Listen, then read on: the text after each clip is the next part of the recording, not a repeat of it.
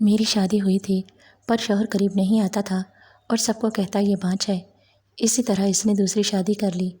ایک دن تنگ آ کر میں نے گھر چھوڑ دیا اور ایک مزار پر بیٹھ گئی۔ وہاں روز ایک فقیر آتا اور کہتا اپنے حق کے لیے لڑ۔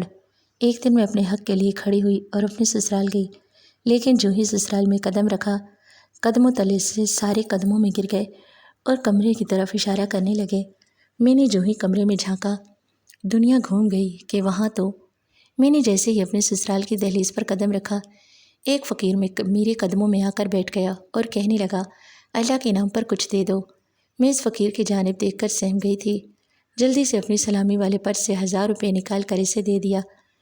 میری ساس نے ناگواری سے مجھے دیکھا اور میرا ہاتھ تھام کر مجھے گھر کے اندر لے گئی، جبکہ میں اس فقیر کی پراسرار شخصیت کے بارے میں سوچنے لگی تھی۔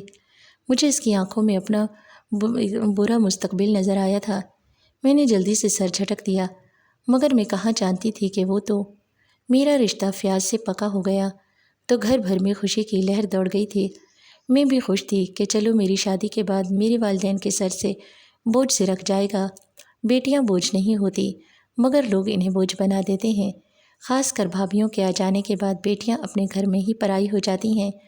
یہ رشتہ اچھا تھا، فیاض اچھا کما رہا تھا، سب کچھ ٹھیک ٹھاک تھا، مگر فیاض کے والدین زیادہ جہیز کی ڈیمانڈ کر رہے تھے۔ جب یہ بات مجھے پتہ چلی تو میرا دل بہت زیادہ غمزدہ ہو گیا۔ میں نے اپنی والدہ سے کہہ دیا کہ آپ اس رشتے سے انکار کر دیں، ہمیں کوئی اور رشتہ مل جائے گا جنہیں جہیز کے لالچ نہیں ہوگی۔ امی کہنے لگی ثانیہ تم 22 سال کی ہو گئی ہو، 2-4 برس اور گزر گئے تو تمہارے لیے رشتہ آنا بند ہو جائیں گے۔ میں ان کی مجبوری بھی سمجھتی تھی، مگر دل مانتا ہی نہیں تھا کہ میری وجہ سے میرے والدین پر اتنا بوجھ آ گرے۔ خیر ابو نے جب حکم سنا دیا کہ ثانیہ کی شادی یہیں ہوگی تو پھر میں نے بھی چپ سادھ لی تھی، کیونکہ والد کے حکم سے بڑھ کر میرے لیے کچھ بھی نہیں تھا۔ بس افسوس مجھے اس بات کا تھا کہ میرے والد کو قرض لے کر میری شادی کرنا پڑی تھی۔ خیر جو شادی کے دن نزدیک آتے جا رہے تھے، میرے دل میں فیاض کے لیے نرم گوشہ پیدا ہوتا جا رہا تھا۔ میں سوچنے لگی تھی کہ شاید فیاض اپنے گھر والوں سے مختلف ہو سکتا ہے کہ وہ جہیز کی ڈیمانڈ پر اپنے گھر والوں سے خفا بھی ہوا ہو۔ شاید فیاض کے سنگ میری زندگی بہت اچھی گزرنے والی ہو۔ اسی شاید اور کاش کے دوران میری شادی ہو گئی اور میں رخصت ہو کر فیاض کے گھر چلی گئی تھی۔ جب میں نے نکاح نامے پر دستخط کیے، میرے دل میں فیاض کی محبت اور بھی زیادہ بڑھ گئی تھی۔ حلال کی برکت سے میرا دل سرشار تھا۔ رخصتی کے وقت آنکھوں سے ڈھیروں آنسو بھی بہے تھے، مگر تب میرا دل خون کے آنسو رونے لگا تھا جب ابو نے میرے سر پر ہاتھ رکھ کر کہا ثانیہ جس گھر میں تم بیاہ کر جا رہی ہو اب وہاں سے تمہارا جنازہ ہی اٹھے، یہ نہ ہو کہ تم آئے دن ناراض ہو کر گھر پہنچ جاؤ۔ میرے دل میں ایک سوال نے سر اٹھایا تھا کہ کیا شادی کے بعد میرا اس گھر سے رشتہ ختم ہو گیا ہے؟ اگر میرے شوہر یا سسرال والوں نے مجھے تنگ کیا تو میں کیا کروں گی؟ میں یہ سب سوال اپنے منہ سے نہ بول سکی تھی۔ خیر میں اپنی آنکھوں میں ہزاروں سپنے سجا کر فیاض کے گھر رخصت ہو چکی تھی، مگر دروازے پر بیٹھے فقیر نے مجھے چونکا دیا تھا۔ اس نے میرے سامنے ہاتھ پھیلا دیے تھے۔ میں گھبرا گئی تھی کیونکہ مجھے اس فقیر کی آنکھوں میں اپنا برا مستقبل نظر آ رہا تھا۔ میں نے اپنے پرس سے 1000 روپے نکال کر اسے تھما کر گھر داخل ہوئی تو فیاض کا خوبصورت اور وسیع گھر دیکھ کر میں سب کچھ بھول گئی تھی۔ میرے جہیز کا سامان اس گھر میں بچ رہا تھا۔ میری ساس میرے واری صدقے جا رہی تھی۔ سسر نے بھی سر پر ہاتھ رکھ کر کہہ دیا کہ تم اس گھر کے لیے بہت بھاگوں والی ثابت ہونے والی ہو۔ میری ساس مجھے پھولوں سے سجے کمرے میں بٹھا آئی تھی۔ میں مسکرا رہی تھی۔ میری آنکھوں کے سامنے میرے شوہر کا خوبصورت سا چہرہ گردش کر رہا تھا۔ مجھے زیادہ انتظار نہیں کرنا پڑا تھا۔ میرا شوہر دروازہ کھول کر کمرے میں داخل ہو گیا۔ میں نے جلدی سے سر جھکا لیا۔ وہ بھی میرے پاس آ کر بیٹھ گیا تھا۔ میں زیر لب مسکرا رہی تھی۔ تب میرے شوہر نے میرا گھونگھٹ اٹھایا تو میں اس کو دیکھنے لگی۔ مجھے اپنی قسمت پر رشک آیا تھا۔ تب ہی میرے شوہر کے منہ سے ایسے الفاظ نکلے کہ زمین و آسمان کی گردش ایک لمحے کے لیے رک گئی تھی۔ فیاض بولا دیکھو تم میری قسمت کتنی خراب ہے، مجھے تم جیسی بانجھ عورت ہی ملنی تھی کیا؟ یہ الفاظ میری سماعتوں پر بہت گراں گزرے تھے۔ میں ہکا بکا اپنے شوہر کو دیکھتی رہ گئی تھی۔ میں بولی فیاض آپ ایسی بات آپ کیسے کہہ سکتے ہیں؟ شادی کی پہلی رات ہی آپ مجھ پر بانجھ پن کا ٹیکا لگا رہے ہیں۔ فیاض نے ناک سے مکھی اڑائی اور اٹھ کر کھڑا ہو گیا وہ باتھ روم سے کپڑے بدل کر آیا تو صوفے پر جا کر لیٹ گیا تھا۔ میں اپنے شوہر کو دیکھتی ہی دیکھتی رہ گئی۔ مجھے یقین نہیں آ رہا تھا کہ میری زندگی یوں پلٹا کھائے گی۔ مجھے تو لگتا تھا کہ شادی کے بعد زندگی بہت خوبصورت ہو جایا کرتی ہے، جیسے میری دونوں بھابھیوں کی ہو گئی تھی۔ میری بھابھیاں متوسط طبقے سے تھیں۔ میرے والد نے یہ سوچ کر ان کا رشتہ مانگ لیا کہ غریب گھرانے کی ہیں، چلو ان کو میرے گھر میں سکھ تو ملے گا۔ انہوں نے جہیز لینے سے بھی انکار کر دیا تھا۔ وہ جب بیاہ کرائیں تو میرے بھائیوں نے انہیں اپنی ہتھیلیوں کا چھالا بنا لیا تھا۔ میرے والدین بھی ان کا بہت خیال رکھا کرتے تھے، مگر اس چیز کا انہوں نے ناجائز فائدہ اٹھانا شروع کر دیا۔ انہوں نے ہم پر ہی زندگی تنگ کر دی تھی۔ میں تو اپنی بھابھیوں کی آنکھوں میں کھٹکنے لگی تھی۔ وہ بات پہ بات فساد کھڑا کر دیا کرتی تھی اور بار بار سارا قصور مجھ پر ڈال دیا کرتی تھی۔ میرے بھائی بھی میرے دشمن بن چکے تھے۔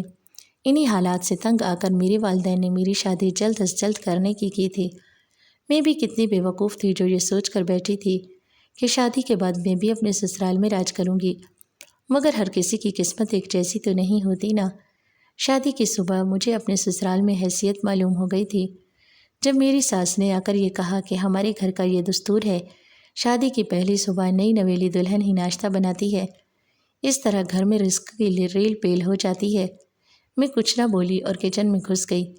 گھر میں میری 2 جوان نندیں بھی موجود تھیں، ان سے بھی ناشتہ بنوایا جا سکتا تھا، مگر شاید مجھے میری حیثیت دکھانا مقصود تھا۔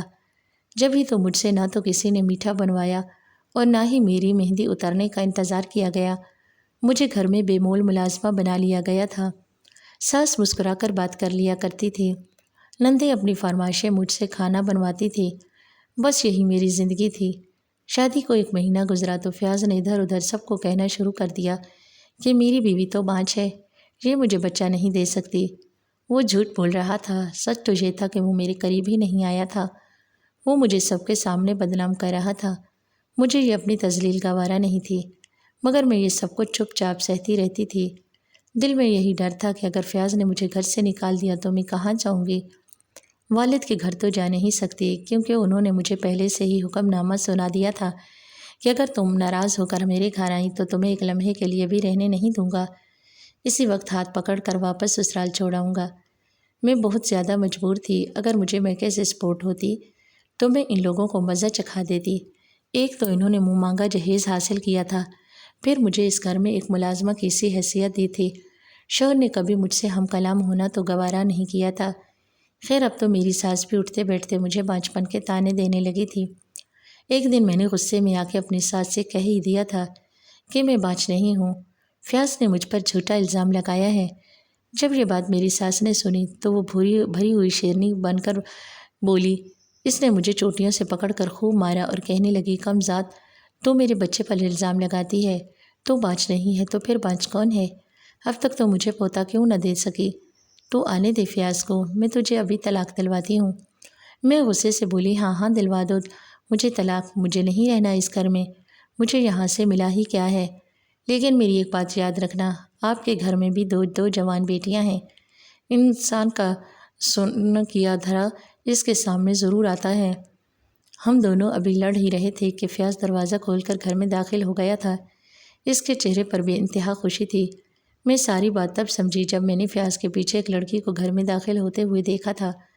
وہ سرخ دوپٹہ اوڑھے شرماتی ہوئی گھر میں داخل ہوئی تھی۔ وہ بے حد حسین تھی۔ فیاض آگے بڑھا اور بولا، امی، میں آپ کے لیے بہو لے آیا ہوں، یہ آپ کو پوتا دے گی۔ فیاض کی بات سن کر میرے قدموں تلے سے تو زمین نکل گئی تھی، میری آنکھوں سے آنسو گرنے لگے تھے۔ ان دونوں نے مجھے ایسے نظر انداز کر دیا تھا جیسے میں کوئی وجود ہی نہیں رکھتی۔ میری دونوں نندیں بھی ٹی وی بند کر کے باہر آ گئی تھیں۔ کہنے لگی، بھائی سچ کہوں تو آپ کے ساتھ ایسی ہی لڑکی جچتی ہے، نہ جانے امی نے آپ کے لیے ثانیہ بھابھی جیسی مری روح کیوں تلاش کر لی تھی۔ میں اس وقت اتنی گھبرا گئی تھی کہ کوئی سوال بھی نہیں کر سکی۔ نہ جانے اس معاشرے میں بیٹیاں اتنی بزدل کیوں بنا دی جاتی ہیں، کیوں بیٹیوں کو اپنے حق کے لیے آواز اٹھانا نہیں سکھایا جاتا۔ میں وہاں کھڑی رہ گئی جبکہ نئی آنے والی لڑکی شازیہ میرے شوہر کی بھی مالکن بن گئی تھی اور اس کمرے کی بھی جس میں رہا کرتی تھی۔ اب میرے لیے اسٹور روم ہی رہ گیا تھا، مجھے وہاں ٹھکانہ دیا گیا۔ میری دونوں نندیں بھی اپنی نئی بھابھی کی گرویدہ ہو گئی تھیں۔ میں اداس تھی، یہ اداسی میرے دل کو اندر ہی اندر سے کھاتی رہتی تھی۔ اس اداسی میں تو دل چاہتا کہ انسان اٹھ کر ایک گلاس پانی بھی نہ پیے، مگر مجھے سارے گھر کا کام کرنا پڑتا تھا، اور فیاض نے مجھے حکم سنا دیا تھا کہ شازیہ کی ہر ضرورت کا خیال مجھے ہی رکھنا ہے۔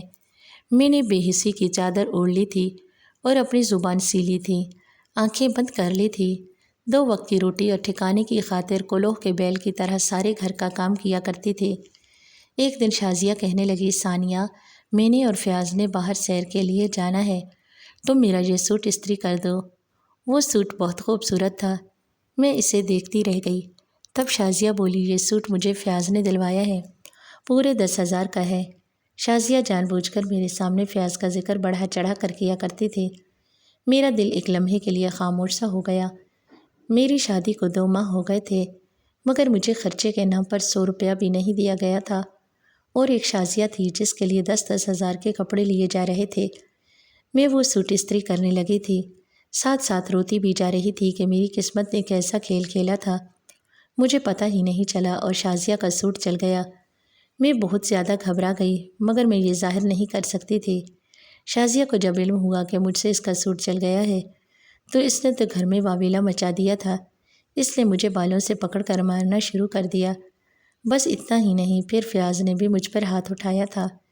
اس دن مجھ میں نہ جانے یہ ہمت کیسے پیدا ہو گئی تھی۔ میں نے فیاض کا ہاتھ پکڑ لیا تھا، میں پھوٹ پھوٹ کر رونے لگی تھی۔ میں بولی، فیاض، میں نے تمہارا کیا بگاڑا ہے؟ تم نے میرے ساتھ ایسا کیوں کیا؟ اگر میں تمہیں پسند نہیں تھی تو پھر تم نے میرے ساتھ شادی کیوں کی؟ میری شادی کہیں اور ہو جاتی، یہ بھی ہو سکتا ہے کہ مجھے کوئی چاہنے والا انسان ہی مل جاتا۔ فیاض نے میرا ہاتھ پکڑا اور بولا، اس گھر سے نکل جاؤ اور اس سے بیاہ کر لو جس کی یاد میں تم ساری رات ٹسوے بہاتی رہتی ہو۔ اس کے پیر پڑ جا جسے تم چاہنے والا سمجھتی ہو۔ وہ مجھے گھسیٹتا ہوا گھر سے باہر لے جا رہا تھا۔ میں روتی چلی جا رہی تھی۔ میں نے فیاض کے سامنے ہاتھ جوڑ دیے تھے۔ میں بولی، خدا را میرے ساتھ ایسا مت کرو، میرے پاس رہنے کے لیے کوئی ٹھکانہ نہیں ہے، مگر ظاہر سی بات ہے فیاض تو مجھ سے اپنا دامن چھڑانا چاہتا تھا، اس لیے مجھے دھکے دے کر گھر سے نکال دیا۔ میں اپنے گھر کی دہلیز پر بیٹھی تھی۔ یہ زندگی نے مجھے کیسا دن دکھایا تھا، میں کیا تھی اور کیا ہو گئی تھی۔ آج میں بھی اس دہلیز پر اسی فقیر کی طرح بیٹھی تھی جو میری شادی کی رات یہاں پر بیٹھا تھا۔ میں نے سوچا کہ کیا مجھے اپنے والدین کے گھر چلے جانا چاہیے۔ میں نے اپنی اس سوچ کو رد کر دیا تھا۔ میں اس گھر میں نہیں جا سکتی تھی، میرے باپ نے مجھے منع کر رکھا تھا۔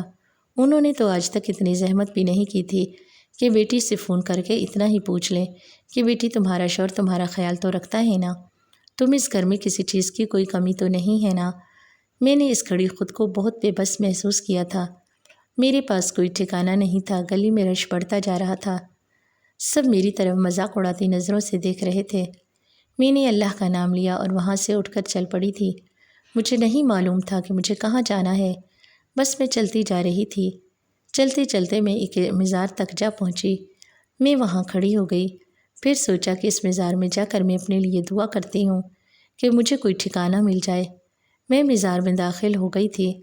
میں ٹھکانے کے لیے دعا کرنے آئی تھی۔ یہاں مزار نے مجھے ٹھکانہ دے دیا تھا، اس نے مجھے اپنی امان والی آغوش میں سمیٹ لیا۔ ہر طرف اللہ کی صدائیں بلند ہو رہی تھیں۔ میں سوچنے لگی، میری زندگی کا مقصد کیا ہے؟ والدین کے گھر بھائیوں کے ہاتھوں ذلیل ہوتی رہی اور سسرال میں اپنے شوہر نندوں کے ہاتھوں۔ کیا اللہ نے مجھے اسی لیے بنایا تھا؟ میں یہی سوچ رہی تھی جب ایک فقیر میرے پاس آیا۔ وہ بولا، اپنے حق کے لیے لڑ۔ میں نے سر اٹھا کر اس کی جانب دیکھا تو یہ وہی فقیر تھا جو میرے گھر کی دہلیز پر بیٹھا تھا۔ میں اس کی جانب حیرت بھری نظروں سے دیکھتی رہی۔ میں بولی، اپنے حق کے لیے کیسے لڑوں؟ وہ فقیر مسکرایا تھا۔ وہ بولا، یہ تمہیں کوئی نہیں بتائے گا، تمہیں اپنے لیے سارے راستے خود ہی بنانے ہوں گے۔ میں رونے لگی تھی۔ میں بولی، میں بہت کمزور ہوں، میں اپنے لیے کچھ نہیں کر سکتی۔ وہ کہنے لگا، اللہ کسی بھی بندے پر اس کی طاقت سے زیادہ بوجھ نہیں ڈالتا۔ اتنا کہہ کر وہ چلا گیا تھا۔ اب میرے روز و شب مزار کے احاطے میں گزرنے لگے تھے۔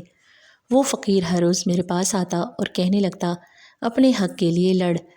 میں اس کی بات سے چونک جایا کرتی تھی۔ ایک دن سوچنے لگی کہ اگر قیامت کے دن اللہ نے مجھ سے سوال کیا کہ میں نے تمہیں زندگی جیسی نعمت سے نوازا تھا، تم نے اس زندگی کو کہاں بسر کیا، کس کے کام آئی، انسانیت کی خدمت کی یا نہیں، تو پھر میں کیا جواب دوں گی؟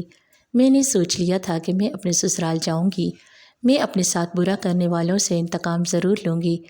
یہ سوچ کر میں ایک دم سے جوش میں آ گئی تھی۔ میں قدم قدم چلتی مزار کے احاطے سے نکل گئی تھی۔ میں چلتی چلتی اپنے سسرال پہنچ گئی تھی، لیکن جو ہی سسرال میں قدم رکھا تو سامنے کا منظر دیکھ کر چونک گئی تھی، کیونکہ میری ساس کی جیسے ہی نظر مجھ پر پڑی وہ پھوٹ پھوٹ کے رونے لگی، اور پھر دیکھتے ہی دیکھتے سارے میرے قدموں میں گر گئے اور کمرے کی طرف اشارہ کرنے لگے۔ میں نے جو ہی کمرے میں جھانکا دنیا گھوم گئی کہ وہاں تو میرے کمرے میں میری سوتن شازیہ کسی نوجوان لڑکے کے ساتھ ہنس ہنس کر باتیں کر رہی تھی، جبکہ فیاض میرا شوہر ایک ویل چیئر پر ایک جانب لڑھکتی ہوئی گردن کے ساتھ بیٹھا ہوا تھا۔ میں الٹے قدموں باہر آئی تھی۔ میں تو یہاں انتقام لینے آئی تھی، مگر مجھے کچھ اور ہی دیکھنے کو ملا تھا۔ میں اپنی ساس سے بولی، یہ سب کیا ہے؟ میری ساس رونے لگی تھی۔ وہ بولی، ثانیہ ہمیں معاف کر دے، ہم نے تمہارے ساتھ بہت برا سلوک کیا، تمہارا دل دکھایا، تمہیں گھر میں ملازمہ کی حیثیت سے رکھا۔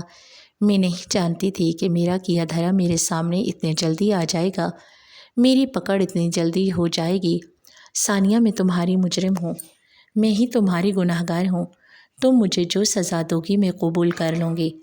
ثانیہ میں جانتی تھی کہ میرا بیٹا فیاض کسی اور لڑکی کو پسند کرتا ہے، مگر میں نے اس کا رشتہ پھر بھی تمہارے ساتھ کر دیا۔ مجھے تم میں کوئی دلچسپی نہیں تھی، میں نے تو یہ شادی فقط تمہارے جہیز کی خاطر کی تھی، کیونکہ میرا دل تھا کہ میری بہو جو جہیز لائے گی وہ میں اپنی بیٹیوں کو دے دوں گی۔ تم اپنے ساتھ اچھا خاصا جہیز لائی تھی۔ میں نے فیاض سے کہہ دیا تھا کہ اس شادی کے پیچھے میرا جو مقصد چھپا ہوا تھا وہ پورا ہو گیا۔ اب تم اپنی بیوی کے ساتھ جیسا سلوک چاہو کرو، تمہاری مرضی ہے۔ یوں فیاض نے تم پر بانجھپن کا الزام لگا دیا۔ خیر تم گھر سے چلی گئی تو شازیہ نے اپنے اصلی رنگ ڈھنگ دکھانا شروع کر دیے تھے۔ اس نے ہم ماں بیٹیوں کو گھر کی ملازمہ بنا لیا تھا۔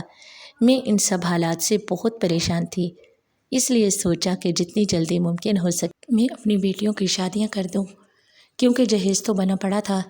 انہی دنوں میری بڑی بیٹی ہنا کے لیے جو رشتہ آیا تھا اس منحوس شازیہ کو پسند آ گیا۔ اس نے اس لڑکے کے ساتھ دوستی گانٹھ لی۔ یہ بات جب فیاض کو پتہ چلی تو وہ غصے سے پاگل ہو گیا تھا۔ اس نے خوب شور مچایا تھا، مگر شازیہ باز آنے والی نہیں تھی۔ ایک دن فیاض جب کام سے لوٹا تو اس نے دیکھا کہ اس کی بیوی تو اپنے عاشق کو گھر میں بلا کر بیٹھی ہے۔ یہ سب دیکھ کر فیاض کا بلڈ پریشر بہت زیادہ ہائی ہو گیا۔ وہ زمین پر گر کر پڑا۔ ہم ماں بیٹیوں نے ہی اسے اسپتال پہنچایا، مگر وہاں جا کر پتہ چلا کہ فیاض کو تو فالج کا اٹیک آیا تھا۔ اس دن سے میرا بیٹا ویل چیئر پر بیٹھا رہتا ہے۔ یہ منحوس شازیہ اس کے سامنے جان بوجھ کر اس لڑکے کو بلاتی ہے۔ میرا بیٹا یہ سب دیکھ کر کڑتا رہتا ہے۔ مجھے پتہ ہے شازیہ میرے بیٹے کو مار دینا چاہتی ہے تاکہ اس لڑکے سے شادی کر سکے۔ اب تم آ گئی ہو نا، ہمارے حق کے لیے تم ہی آواز اٹھاؤ گی۔ میں مسکرا دی اور بولی، آنٹی میں تو اپنے حق کے لیے آواز اٹھا نہیں سکی، آپ کے لیے کیا اٹھاؤں گی؟ یہ ساری صورتحال دیکھ کر میں نے اپنے ابو کو فون کیا تھا۔ میں نے انہیں ساری داستان سنا دی تھی۔ میں بولی، ابو کیا آپ مجھے اپنے گھر میں رکھیں گے؟ ابو بولے، ثانیہ نہیں، میں تمہیں اپنے گھر میں نہیں رکھ سکتا۔ اب تم شادی شدہ ہو، تمہاری ساری ذمہ داری تمہارے شوہر کی ہے، اور اگر تم اس مشکل گھڑی میں اپنے شوہر کا ساتھ دو گی تو وہ ساری زندگی تمہارا غلام بن کر رہے گا۔ تم اپنے گھر میں رہو، اپنے معذور شوہر کی خدمت کرو۔ اتنا کہہ کر انہوں نے فون بند کر دیا تھا۔ میں سوچنے لگی کہ اگر میں فیاض کی خدمت کرنے لگوں تو جب وہ ٹھیک ہو جائے گا میرے ساتھ کیا سلوک کرے گا؟ ایک بار پھر سے مجھے اپنے گھر سے نکال دے گا۔ میں نے اپنا فیصلہ خود کرنا تھا، مگر میں کہاں جانتی تھی کہ میرا فیصلہ تو فیاض پہلے سے ہی کر چکا تھا۔ مجھے شازیہ نے طلاق نامہ تھما دیا تھا۔ مجھے فیاض اپنی بیماری سے قبل ہی طلاق دے چکا تھا۔ مجھے یہ جان کر ذرا بھی دکھ نہیں ہوا تھا۔ خیر میں نے اپنے سسرال سے اپنے زیورات اٹھائے، مگر وہ بھی مجھ سے شازیہ نے چھین لیے تھے۔ میں خالی ہاتھ ہی اپنے سسرال سے نکل آئی تھی۔ اب کی بار میں ایک دارالامان چلی گئی تھی۔ وہ ایک یتیم خانے کے قریب بنی عمارت میں تھا۔